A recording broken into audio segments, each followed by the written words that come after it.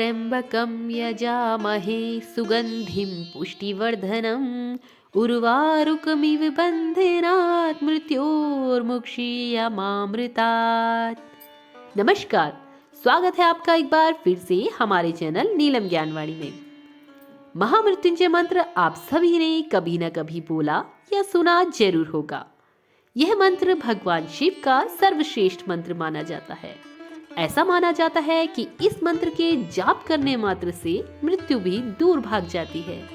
महामृत्युंजय मंत्र का जप करने से मोक्ष की प्राप्ति होती है, पारिवारिक शांति प्राप्त होती है, रोग और अकाल मृत्यु से भी मुक्ति मिल जाती है। तो इस महान चमत्कारी मंत्र की महिमा बड़ी ही अपार है।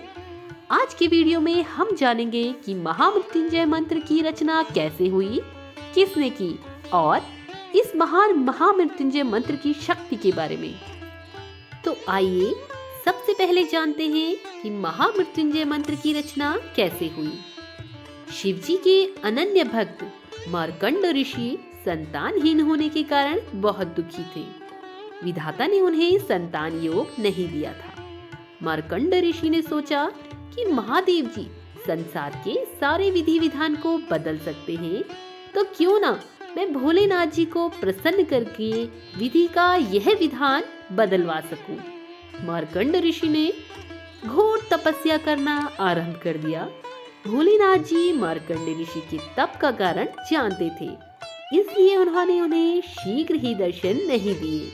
लेकिन भक्त की भक्ति के आगे भोलेनाथ जी को झुकना पड़ा और वह प्रसन्न हुए। उन्होंने ऋषि को कहा कि मैं विधि के विधान को तो नहीं बदल सकता हूँ, लेकिन तुम्हें पुत्र का वरदान दे रहा हूँ। परंतु इस वरदान के साथ पहले तुम्हें सुख प्राप्त होगा, उसके बाद तुम्हें दुख का सामना भी करना पड़ेगा। भगवान भोलेनाथ के वरदान से मार्कंड ऋषि को पुत्र की प्राप्ति हुई, जिसका नाम मार्कंडेय पड़ा। ज्योतिषियों ने मार्कंड ऋषि को बताया कि यह विलक्षण बालक अल्प आयु का है, इसकी उम्र केवल 12 वर्ष है।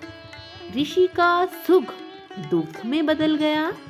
मार्कंड ऋषि ने अपनी पत्नी को दिलासा दिया और कहा कि जिस ईश्वर की कृपा से हमें संतान की प्राप्ति हुई है, वही भोलेनाथ इसकी रक्षा करेंगे। भाग्य को बदल देना उनके लिए सरल कार्य है। अब मार्कंडेय बड़े होने लगे तो पिता ने उन्हें शिव मंत्र की दीक्षा दी। मार्कंडेय की माता बालक के उम्र बढ़ने से चिंतित रहने लगी। उन्होंने मार्कंडेय को अल्पायु होने की बात बता दी। तो मार्कंडेय ने निश्चित किया कि माता पिता के सुख के लिए उसी सदाशिव भगवान से दीर्घायु होने का वरदान लेंगे, जिन्होंने उन्हें जीवन दान दिया है। 12 वर्ष पूरे होने को थे तो मार्कंडेय ने शिव जी की आराधना के लिए महामृत्युंजय मंत्र की रचना की और शिव मंदिर में बैठकर इसका अखंड जाप करने लगे। समय पूरा होने पर यमदूत उन्हें लेने आए। यमदूतों ने देखा कि बालक महाकाल की आराधना कर रहा है, तो उन्होंने थोड़ी देर प्रतीक्षा की। मार्कंडेय ने अखंड जप का संकल्प लिया था, तो यमदूतों को मार्कंडेय को छूने का साहस नहीं हुआ और वे लौट गए। उन्होंने यमराज को बताया कि वे बालक तक पहुंचने का साहस नहीं कर पाए। इस पर यमराज ने कहा कि मार्कंडेय के पुत्र को मैं स्वयं लेने जाऊंगा। यमराज मार्कंडेय के पास पहुंच गए। बालक मार्कंडेय ने यमराज को देखा तो वे जोर जोर से महामृत्युंजय मंत्र का जाप करते हुए शिवलिंग से लिपट गए। यमराज ने बालक को शिवलिंग से खींचकर ले जाने की चेष्टा की, तो तभी जोरदार हुंकार से मंदिर कांपने लगा। एक प्रचंड प्रकाश से यमराज की आंखें बंद हो गई। शिवलिंग से स्वयं महाकाल प्रकट हो गए। उन्होंने हाथों में त्रिशूल लेकर यमराज को सावधान किया और पूछा, तुमने मेरी साधना में लीन भक्त को खींचने का साहस कैसे किया? यमराज महाकाल के प्रचंड रूप से कांपने लगे। उन्होंने कहा कि हे प्रभु, मैं आपका सेवक हूँ। आपने ही जीवों से प्राण हरने का निष्ठुर कार्य मुझे सौंपा है। अब भगवान चंद्रशेखर का क्रोध कुछ शांत हुआ तो वे बोले, मैं अपने भक्त की स्तुति से प्रसन्न हूँ और मैंने इसे दीर्घायु होने का वरदान दिया है। तुम इसे नहीं ले जा सकते हो। यमराज ने कहा कि हे प्रभु, आपकी आज्ञा सर्वोपरि है। मैं आपके भक्त मार्केंडीय द्वारा रचित महामृत्युंजय मंत्र का पाठ करने वाले भक्त को कभी दुख नहीं दूंगा। महाकाल की कृपा से मार्केंडे को दीर्घायु होने का वरदान प्राप्त हुआ।